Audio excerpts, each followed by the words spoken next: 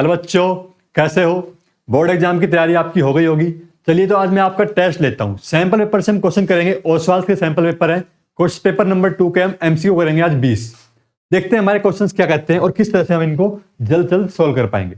तो पहला सवाल आपके सामने स्क्रीन के ऊपर है। What is the greatest possible speed at which a girl can walk 95 metre and 171 metre in an exact number of minute. हमें बताने की लड़की 2 राउंड लगाती है, यानी कि एक पार्क है मान लेते हैं, उसके क्या लगा रही है, 2 चक्कर लगा रही है 95 मीटर का 171 मीटर के। तो एक ऐसा एग्जैक्ट नंबर बताना है कि उसके ऊपर क्या है कि ये उस नंबर में उतने नंबर ऑफ राउंड निकल के आ जाए हमारे पास। तो देखो इन दोनों का क्या करेंगे, यहाँ पे एचसीएफ निकालेंगे। अब 95 ये क्या होता है 95, इसके मल्टीपल लिखो यहाँ पे, देखो ये होता है 19 इंटू 5 और 171 का मल्टीपल क्या बनेगा, ये बनेगा 19 इंटू 9। तो एचसीएफ कैसे निकालते हैं भाई, एचसीएफ में जो पार्ट हमारे पास कॉमन होता है वो हमारा होता है एचसीएफ। तो यहाँ पे क्या हो जाएगा 19। तो इसका आंसर क्या आ जाएगा हमारे पास 19 मीटर पर मिनट के क्या लगाएगी, राउंड लगाएगी। तो इतने क्या है एग्जैक्ट मिनट में इतना मीटर वो कवर कर पाएगी। तो आंसर कौन सा हो गया, इसका बी हो गया। समझ आया किस तरह से हमने यहाँ पे एचसीएफ का कंसेप्ट का यूज किया है। अगला सवाल देखते हैं हम यहाँ पे। अगले सवाल में कह रहा है अल्फा और बीटा 2 जीरोज है क्वाड्रेटिक पोलिनोमियल के। पोलिनोमियल हमारे सामने है एक्स स्क्वायर माइनस में के प्लस में 6 इंटू एक्स प्लस 2 इंटू 2 के माइनस में 1। देन द वैल्यू ऑफ के की वैल्यू बताओ यहाँ पे। इस कंडीशन को यूज करते हुए अल्फा प्लस में beta is equal to half of alpha beta. तो इसको 2 जीरोज गिवन है, तो पहले मुझे जीरोज निकालने पड़ेंगे यहाँ से। अब जीरोज निकालने की बजाय हम क्या करेंगे, प्रॉपर्टी का यूज करेंगे। सम ऑफ जीरोज क्या होते हैं, अल्फा प्लस में बीटा और उसकी वैल्यू क्या होती है माइनस में बी बाय ए होती है। माइनस लगाओ, बी की वैल्यू कितना है यहाँ पे माइनस में के प्लस में 6। देखो माइनस का साइन छोड़ मत देना, यहाँ पे ये गड़बड़ हो जाती है पेपर के अंदर करते वक्त। अपॉन में ए की वैल्यू कितना है भाई 1। अब इसको सोल्व किया कितना आ गया, इसकी वैल्यू आ गई के प्लस में 6। प्रोडक्ट ऑफ जीरोज कितना होता है हमारे पास, सी बाय ए होता है। अब सी की वैल्यू कितना है यहाँ पे 2 इंटू 2 के माइनस में 1 और ए की वैल्यू बाय 1। इसको भी सोल्व कर लो, 4 के माइनस में कितना आ गया 2। अब इन दोनों कंडीशंस को यहाँ पे इसके अंदर पुट करो। यहाँ पे तो क्या बन जाएगा के प्लस में 6 is equal to half of this roots. यहां से जो मैंने 2 कॉमन निकाला था उसको मैंने यहाँ पे बाहर वापस से रख देता हूं। 2 से 2 खत्म, कितना बन गया भाई के प्लस में 6 इज इक्वल टू 2 के माइनस में 1। सिंप्लीफाई कर लो यहाँ पे इसको, इस के को इधर ले जाओ 1 को इधर ले आओ, तो के की वैल्यू कितना आ गया यहाँ पे हमारे पास 7 आ गया। हाँ भाई निकालने आ गई के की वैल्यू, कैसे निकाली, प्रॉपर्टी क्या यूज की हमने, सम ऑफ जीरोज और प्रोडक्ट ऑफ जीरोज यूज किया हमने यहाँ पे। तो 7 ऑप्शन कौन सा है, बी ऑप्शन यहाँ पे हो गया करेक्ट। अगला सवाल देखो, कह रहा है 2 lines are given to be parallel. तो 2 लाइन ये पैरेलल बनानी है आपने। अब कह रहा है the equation of 1 line is this. बताओ सेकंड इक्वेशन की लाइन क्या होगी। अगर आपको पैरेलल लाइन के लिए जो कंडीशंस होती है उसके बारे में पता है तो ही आप इस क्वेश्चन को सोल्व कर पाएंगे, अदर नहीं कर पाएंगे। तो क्या होती है कंडीशन, ये होती है a1 अपॉन में a2 is equal to b1 upon b2 and does not equal to c1 upon c2। अब भाई a की वैल्यू यहाँ पे कितना है 3, इधर b की वैल्यू कितना है माइनस में 2। अब ये a1 नहीं ये a2 और इधर ये b2, ये क्या होना चाहिए आपस में, इस प्रकार से इनका रेशियो में इक्वल मिलना चाहिए। अब इधर से ऑप्शन से करना पड़ेगा इस क्वेश्चन को सोल्व में यहाँ पे। अब यहां से देखो a2 की वैल्यू 9 रखूं और यहाँ पे 8 रखते हैं b की वैल्यू, तो 3/9 इज इक्वल टू माइनस में 2/8।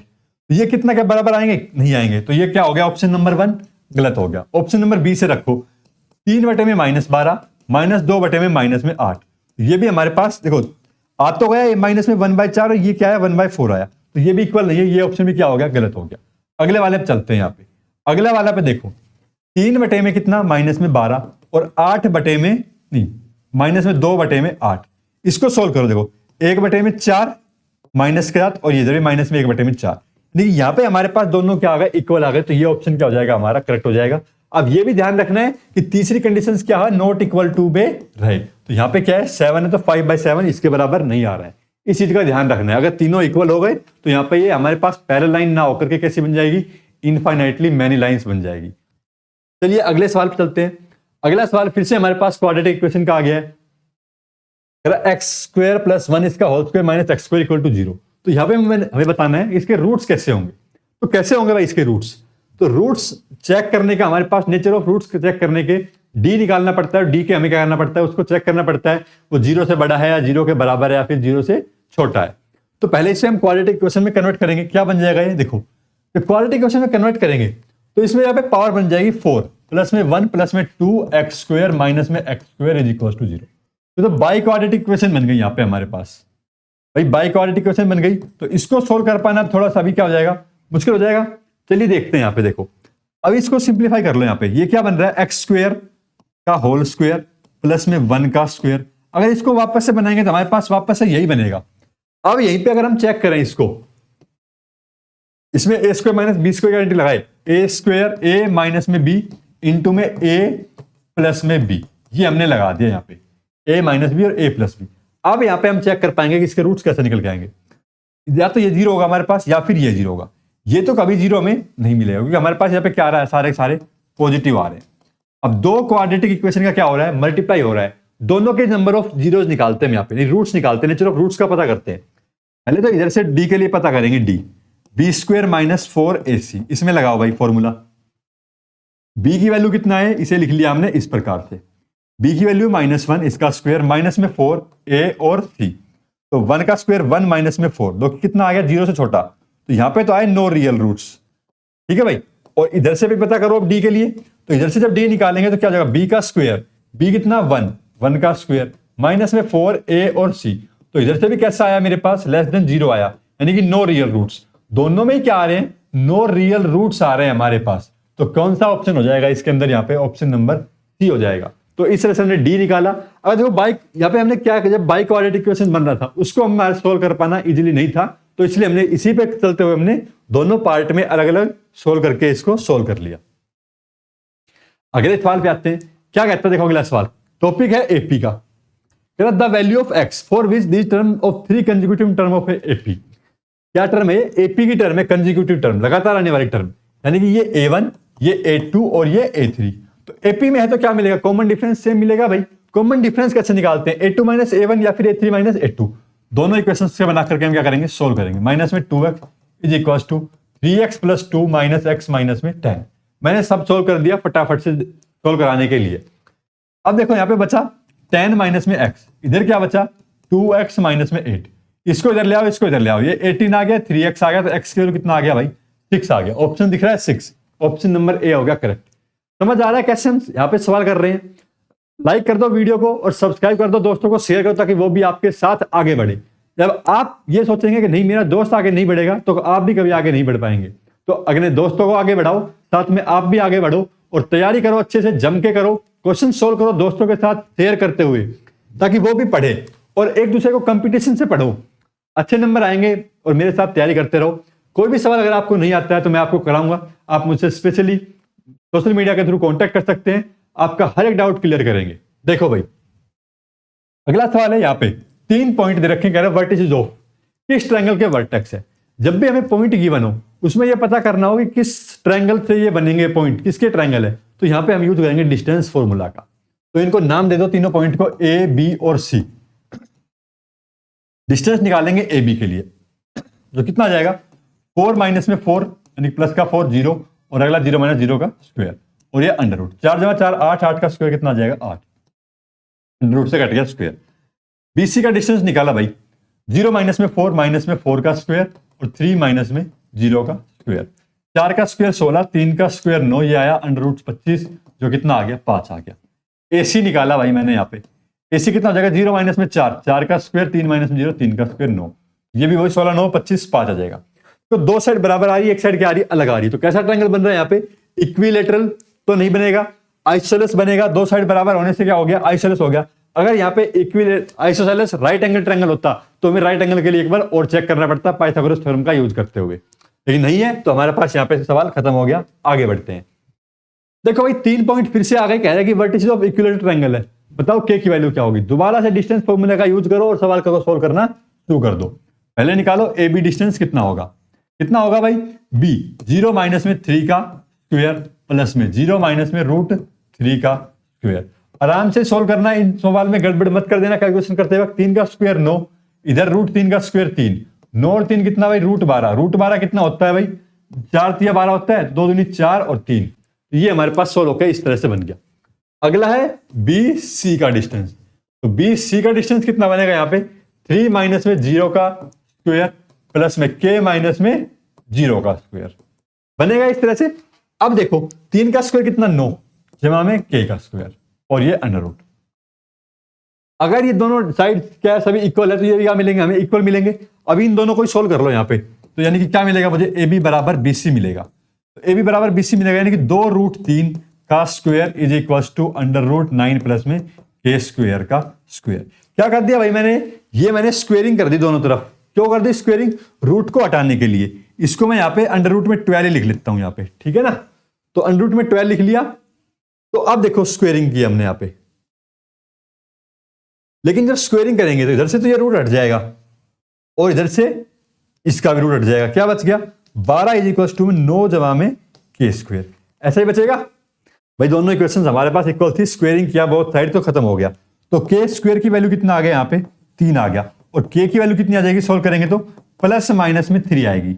वो दोनों आएंगी के की वैल्यू यहाँ पे हमारे पास, पॉइंट नेगेटिव में हो सकता है। तो के की वैल्यू प्लस माइनस में 3 है ऑप्शन में, तो प्लस माइनस में 3 तो है नहीं यहाँ पे। 12 में से 9 गया 3, और साथ में क्या आएगा भाई, ये 3 है यहाँ पे हमारे पास, तो रूट भी आएगा। क्या आएगा भाई, रूट भी आएगा। तो यहाँ पे हम लगा देंगे रूट। तो कौन सा सवाल, ऑप्शन नंबर सी हो गया करेक्ट। अब आ गया सिमिलर के ऊपर कि दो ट्रायंगल के आपस में सिमिलर है, इसके हिसाब से हम यहाँ पे क्वेश्चन को सोल्व करेंगे। देखो पी क्यू आर और एबीसी अगर सिमिलर है, और ये क्या पूछा गया है यहाँ पे, पेरीमीटर के बारे में बात की गई है। तो यहां से हमें पता होना चाहिए जब दो ट्रायंगल आपस में सिमिलर होते हैं तो उनकी साइड का रेशियो इक्वल टू क्या होता है, उनका पेरीमीटर के रेशियो के बराबर होता है। बस यही हमें यहाँ पे यूज करना है। तो पी क्यू साइड अपॉन में A B side is equal to perimeter of triangle P Q R ये ट्रायंगल, और दूसरा अपॉन में पेरीमीटर ऑफ ट्रायंगल कौन सा हो जाएगा भाई, ए बी सी हो जाएगा। ट्रायंगल ए बी और सी। पी क्यू की वैल्यू रखो 6, ए बी की वैल्यू रखो 8। ट्रायंगल पी क्यू आर का तो हमें पेरीमीटर निकालना ही है। Triangle P Q are perimeter, और एबीसी का कितना दे रखा है भाई, यहाँ पे हमारे पास 36 दे रखा है। सोल्व कर दो। यहाँ पे देखो 4 दूनी 8, 4 नीम 36, 2 तिया 6, क्रॉस मल्टीप्लाई किया कितना आ गया, 27 आ गया इसका पेरीमीटर। बस हो गया क्वेश्चन सोल्व। ये करना था यहाँ पे। अगर आपको फॉर्मूलाज पता है तो ही आप क्वेश्चन सोल्व कर पाएंगे। अगर मान लो यहाँ पे एरिया के बारे में बात हो रही होती तो कैसे करते, तब हम करते एरिया, दोनों ट्रायंगल के एरिया इक्वल टू साइड का स्क्वायर करते। क्या करते भाई, साइड का स्क्वायर करते। अब यहाँ पे हमने सिर्फ साइड का रेशियो किया है, तब साइड का स्क्वायर का रेशियो होता। अगले सवाल पे चलो। सवाल कह रहा है दो टेंजेंट है, इंक्लाइन करती है किस एंगल पे, 60 डिग्री पे। Are drawn to a circle of radius 3 centimetre. The length of each tangent is equal to, दोनों टेंजेंट की क्या बताओ भाई, लेंथ बताओ। तो ये बना दिया हमने दो टेंजेंट, और दोनों कितना डिग्री एंगल बना रही है, 60 डिग्री का एंगल बना रही है। या इसका रेडियस जो कितना है 3 सेंटीमीटर का। अब देखो लेंथ ऑफ टेंजेंट निकालनी है। इसे मैंने मान लिया पी पॉइंट, और ये हमारे पास आ गया टी पॉइंट, ये इधर क्यू पॉइंट, और यहां पे एक लाइन और ड्रॉ कर ली इसके सेंटर से। ये होता है 90 डिग्री एंगल। अब ये क्या बन गया हमारे पास, triangle P T O बन गया। कैसा ट्रायंगल है भाई, राइट एंगल ट्रायंगल है या नहीं है भाई, राइट एंगल ट्रायंगल है। तो मैं यहाँ पे क्या लगाता हूं, मेरे पास एक एंगल गिवन है, ये पूरा 60 है, तो ये एंगल कितना होता है, आधा 30 डिग्री का होता है। ये 30 का है, ये साइड 3 दे रखी है।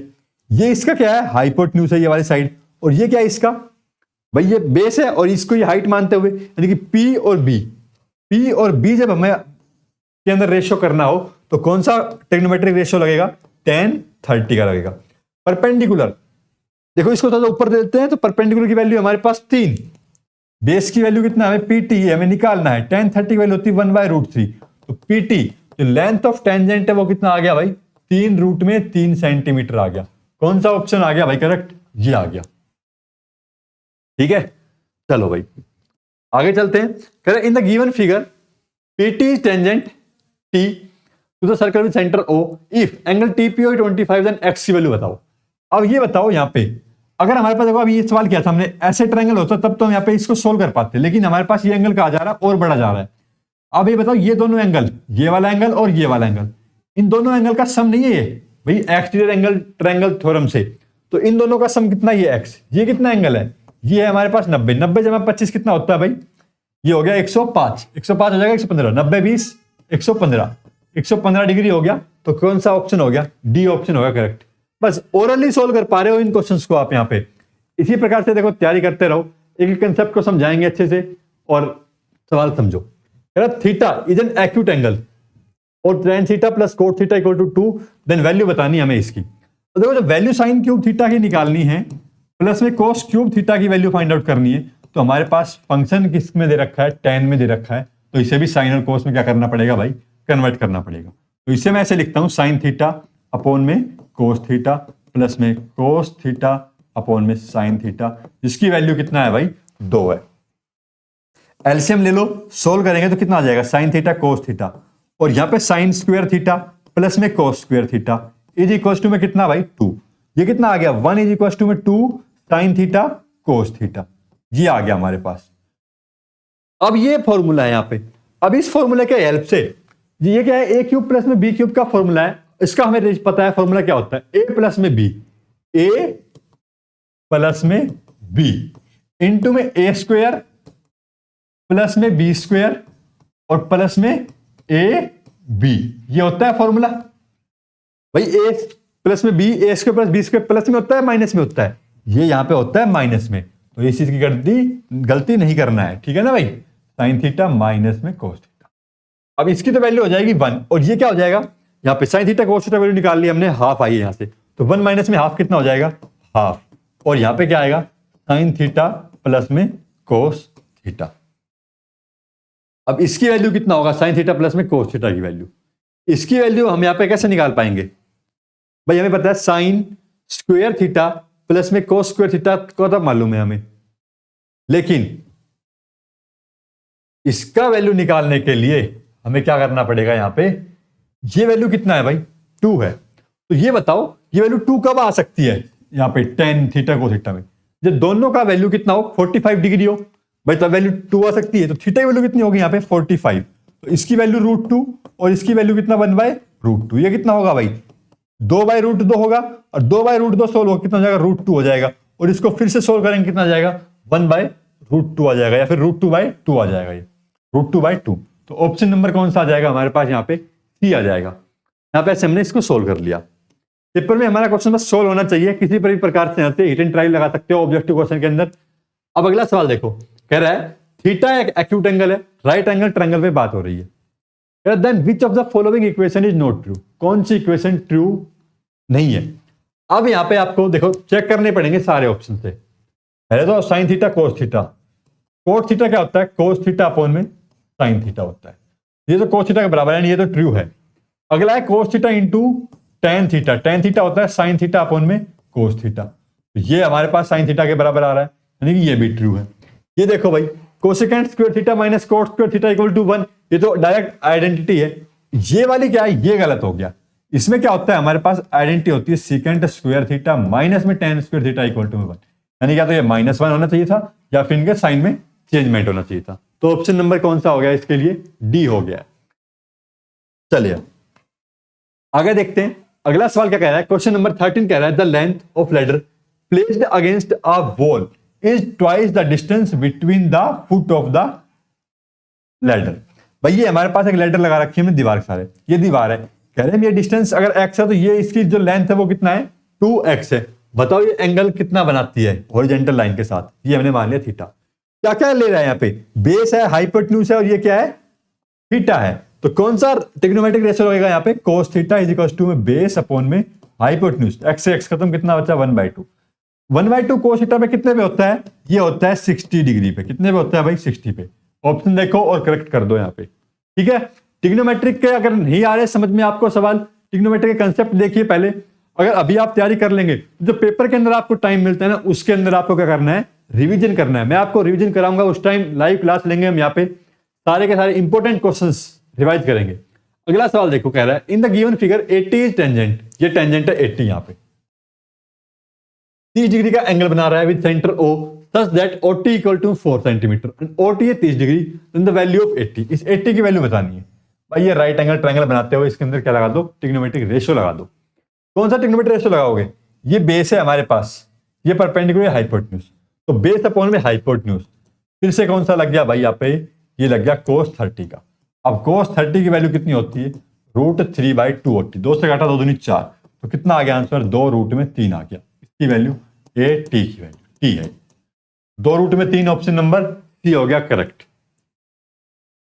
अगला देखो, अगले सवाल में कह रहा था length of tangent drawn to a circle of radius 9 centimetre from a point 41 centimetre from the centre. Correct, tangent draw की गई इसके सेंटर से कितनी दूरी के ऊपर, 41 सेंटीमीटर के ऊपर, और इसका रेडियस कितना था इस ट्रायंगल का, 9 सेंटीमीटर।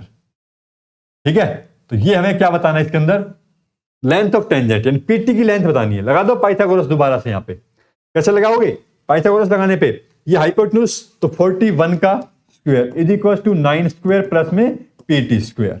बस डायरेक्ट पाइथागोरस लगानी है। यहाँ पे 41 का स्क्वायर कितना होता है भाई, यहाँ पे देखो 4 का स्क्वायर 16, 1 का ही 4 दूनी 4 और 4 दूनी 8, 0 8 1681 माइनस में 9 में 81, कितना आ गया भाई 1600 आ गया। इक्वल टू में पीटी स्क्वायर, पीटी की वैल्यू कितना आ गया भाई, यहाँ पे 16 होता है 4 का स्क्वायर और 000 के लिए 1 0, यानी कि 40 आ गया, ए आ गया ऑप्शन।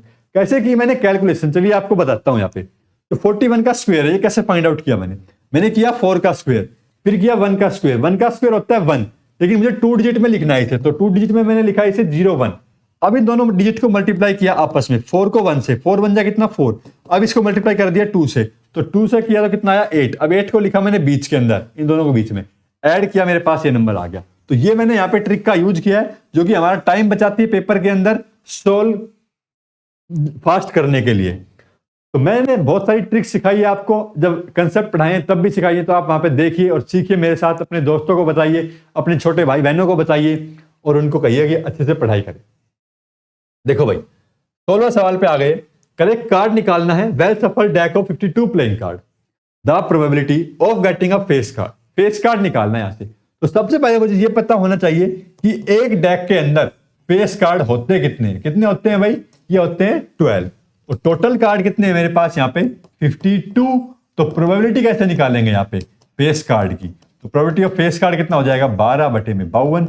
सोल्व करेंगे 4 तिया 12, 4 एकम 4, 4 तिया 12, 3/13। ऑप्शन नंबर कौन सा भाई, बी। अगला सवाल देखो, कह रहे हैं box contain 90 disc number from 1 to 90। भाई एक बॉक्स के अंदर 90 ऐसे डिस्क लगे हुए हैं, और जिसके अंदर क्या है नंबर डले हुए हैं ऐसे इनके ऊपर। अब क्या कह रहा है, इनमें से नंबर निकालना है, कैसा डिस्क निकालना है, प्रोबेबिलिटी बतानी, प्राइम नंबर जो लेस देन 23। तो लेस देन 23 से छोटे प्राइम नंबर निकालो यहाँ पे, 1 2 3 5 7 11 13 17 19। तो ये प्राइम नंबर, कितने प्राइम नंबर आए मेरे पास 3 3 6 और 2 8। तो total prime number less than 23, total prime number less than 23 कितने हैं भाई 8। टोटल नंबर कितने हैं भाई, टोटल नंबर है हमारे पास 90। प्रोबेबिलिटी कितनी हो जाएगी प्राइम नंबर लेस देन 23 की, प्राइम नंबर लेस देन 23 कितनी भाई 8/90। ऑप्शन है नहीं है, तो कट करो भाई इसको 4 से कट कर दें, 2 से, 2 चौक 8, 2 चौक 8, 2 5 10, 4/45 है यहाँ पे। हाँ भाई ऑप्शन नंबर सी हो गया करेक्ट। समझ आ रहा है, या फिर बस ऐसे ही हम चल रहे हैं। देखो आराम आराम से समझो क्वेश्चन को, क्या क्या कह रहा है, किस तरह से हम कंसेप्ट को लिखते हैं उसका भी ध्यान रखना है। यहां पे रिवीजन क्लास चल रही है, जिसमें थोड़ा फास्ट भी हो सकता है। ठीक है, चलो अगले सवाल देखो। कह रहा है an event is unlikely to happen, its probability is closest to. तो कोई इवेंट अगर होना ही नहीं है तो उसकी प्रोबेबिलिटी कितना होता है, उसकी होती है 0। तो कह रहा है यहाँ पे अनलाइकली टू हैपन, तो नियरेस्ट क्लोजेस्ट बताना है। इसमें देखने सबसे नजदीक 0 के नंबर कौन सा है, तो 0 के नजदीक सबसे, देखो ये तो 0.1 है, तो 1 के नजदीक, ये उससे थोड़ा छोटा, ये उससे छोटा, और ये जो नंबर है क्या है सबसे छोटा है, ये 0 के क्या है बहुत नजदीक है। तो ये वाला नंबर क्या होगा हमारा करेक्ट आंसर होगा। अगले सवाल पे आ गए एडजसेंट एंड रीजन के। 4 ऑप्शन होते हैं इसके अंदर, हमारे पास 4 ऑप्शन देखो यहाँ पे लिखे हुए थे, ये इधर आ गए। तो इनके हिसाब से हमें क्वेश्चन को सोल्व करना होता है। रीजन सम ऑफ फर्स्ट के term of an AP is this, यानी कि एक के की वैल्यू कितना दे रखा है 3k² माइनस में के, ये है हमारे पास। कॉमन डिफरेंस कितना है डी, ये है। Then the first term is कितना भाई 5 है। तो बताओ ये क्या है, ये एक के करेक्ट है या नहीं है। अब यहां से अगर हम निकाले इसका हेल्प करते हुए, ए के की वैल्यू कितना बनेगा, ए प्लस में के माइनस में 1 इंटू डी। ए की वैल्यू 5, के माइनस में 1 इंटू डी, डी की वैल्यू रखी 6, 5 जमा में 6k माइनस में 6 कितना बना भाई 6k माइनस में 1 बना। ठीक है, यही बना भाई। फॉर्मूला होता है ए प्लस में n minus 1 into D, nth term निकालने का, के टर्म निकालने का फॉर्मूला भी है। ये तो मेरे पास क्या है ए के निकल के आया, लेकिन ये जो दे रखा है ये क्या है सम ऑफ ए के है। तो सम ऑफ ए के है तो मुझे क्या निकालना पड़ेगा, एस के निकालना पड़ेगा इनसे।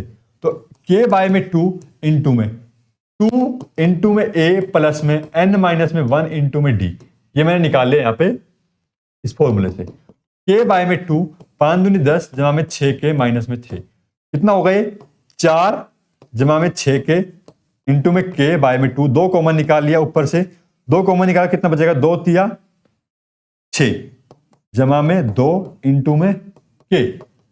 ये बना इस तरह से, एक गड़बड़ तो नहीं कोई, यानी कि 3k स्क्वायर प्लस में 2k ऐसा बना ये। लेकिन ये यहां पे क्या कह रहा है, 3k स्क्वायर माइनस में k कह रहा है, ये तो गड़बड़ हो गई यहां पे, ठीक है, गलत आ गया, यानी कि एडजस्टमेंट क्या हो गया हमारा, रॉन्ग हो गया।